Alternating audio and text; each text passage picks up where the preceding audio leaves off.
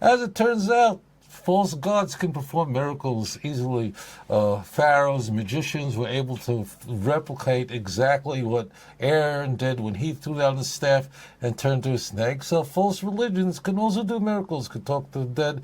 It's not a problem. The Torah says, in fact, in Deuteronomy chapter 13, that if it arises unto you a prophet or dreamer of dreams, who is able to show you a sign and a wonder that come to pass, and he says to you, follow other gods that your fathers didn't know, don't keep the commandments. So the Torah says, do not follow that prophet or dreamer of dreams. I didn't send them, saith the Lord. So I'm actually going to jettison everything I said before, and I'm going to say, all right, let's say they're doing miracles in the name of Christianity. The Torah says, if the message is inconsistent, if this prophet or dreamer of dreams says you don't have to keep the Torah anymore, the way we see in Mark chapter 7, verse 20, that you could put anything in your mouth and it doesn't defile you, making all foods clean, right? In Romans chapter 14 and so on. So the Torah says, if anyone says to follow a God that your fathers didn't know, don't follow that prophet or dream, even though he's doing miracles. Why? The question is, why does God allow false religions to do miracles? And the answer is obvious, and that is, the Torah says, not my words, please look it up for yourself. I am only testing you to see if you really love me. Because imagine for a moment the world that only Judaism could perform miracles, we have many great miracle men, and no other religion could. There would be no free will in the world. Think about this. If, in fact, only Jews, rabbis, could perform miracles, and no other religion could do anything that appears miraculous or is miraculous, what would happen to free will? It would evaporate. So therefore, Hashem allows all the religions to produce numinous and spiritual experiences. That has nothing to do with the truth. Torah doesn't say follow a religion where someone could cast out demons. Torah says follow this message, period. That's the end of it. And then the final cherry on the top of the whole thing is such nonsense because, as it turns out in the Christian Bible, it is conceded that the rabbis who are not Christians could cast out demons as well. In Luke chapter 11, verse 19 and 20, the context is that Jesus is precisely, we are told, casting out demons, and he is accused, we are told, by the Jews, the Pharisees, scribes, that you are able only to cast out demons in the name of Beelzebub, which is a devil. You're using, it means, you can just take my word for it, it's Zinkan. Here's the whole story. It's an improvement of Mark, but the story is that Jesus is casting out devils. Okay, so let's go to him for a moment, okay?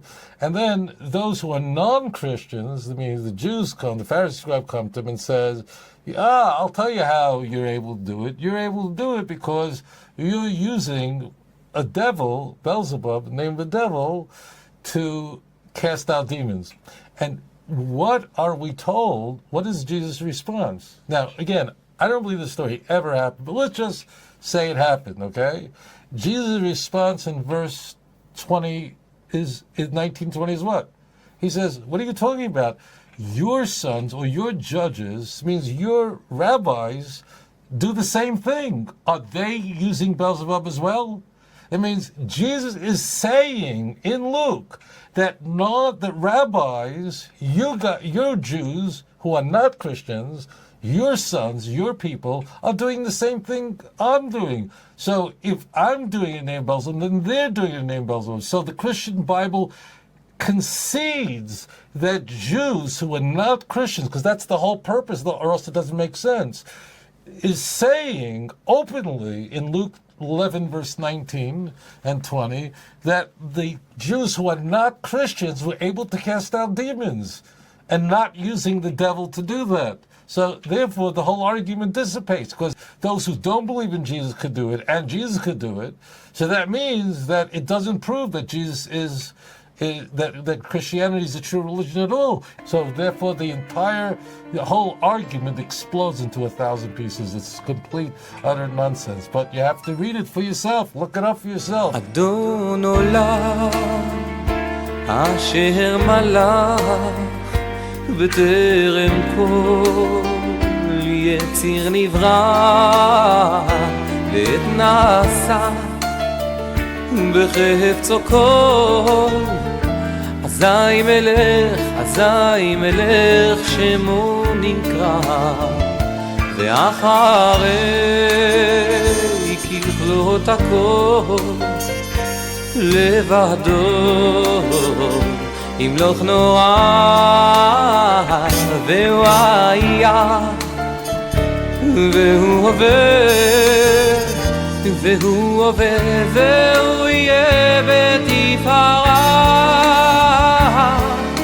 אדון עולם אשר מלך בטרם כל יציר נברא לעת נשא בחפצו כל אזי מלך שמו נקרא ואחרי ככלות הכל לבדו ימלוך נורא והוא היה והוא הווה והוא יהיה בתפארה אדון עולם אשר מלך בטרם כל יציר נברא לעת נשא בחפצו כל אזי מלך שמו נקרא ואחרי ככלות הכל לבדו ימלוך נורא והוא היה והוא הווה בתפארה והוא הווה והוא יהיה בתפארה אדון עולם אשר מלך בטרם כל יציר נברא לעת נשא בחפצו כל אזי מלך שמו נקרא ואחרי ככלות הכל לבדו ימלוך נורא והוא היה והוא הווה והוא יהיה בתפארה אדון עולם אשר מלך בטרם כל יציר נברא לעת נשא בחפצו כל אזי מלך שמו נקרא ואחרי ככלות הכל לבדו ימלוך נורא והוא היה והוא הווה והוא יהיה בתפארה אדון עולם אשר מלך בטרם כל יציר נברא לעת נשא בחפצו כל אזי מלך שמו נקרא ואחרי ככלות הכל לבדו ימלוך נורא והוא היה והוא הווה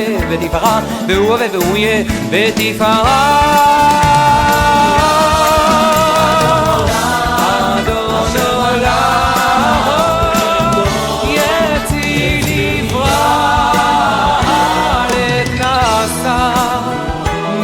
בחפצו כל אזי מלך שמו נקרא